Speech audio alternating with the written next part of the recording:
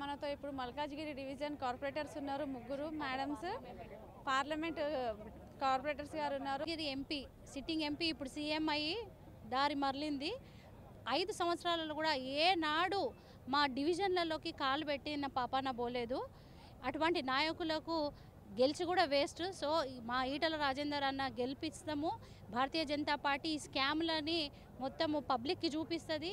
న్యాయంగా మంచిగా పరిపాలిస్తారు. మోడీ గారు ఏ విధంగా అయితే చేస్తున్నారో ఆయన గవర్నెన్స్లో వీరు కూడా చాలా మంచిగా చేస్తారు.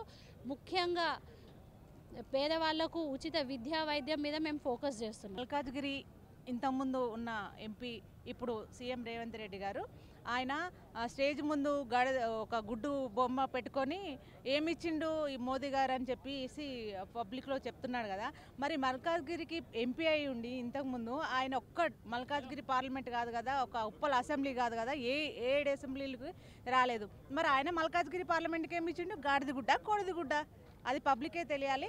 తప్పకుండా ఈటల రాజేందర్ గారు గెలుస్తున్నారు. మా ఎంపీ ఈటల రాజేందర్ గారు భారీ మెజారిటీతో మేమందరం గెలిపించుకుంటాం. క్యాండిడేట్ సునీత మహేందర్ రెడ్డి గారు చెప్పిన మాట ఏంటంటే క్లియర్ కట్గా రాహుల్ గాంధీ చనిపోయాడు అని చెప్పింది.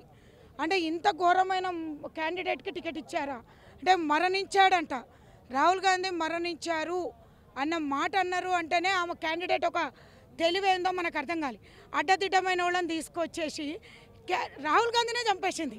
ఇంకా మళ్ళీ మిగిలింది ఎవరో మాకు అర్థం కావట్లేదు. మళ్ళీ నెక్స్ట్ వచ్చి సీఎం గారిని ఏమంటుంది, అన్న నువ్వు ఎంపీకి ఇక్కడ ఉన్నావు కానీ ఏం డెవలప్ చేయలేదే అన్నది పబ్లిక్లో.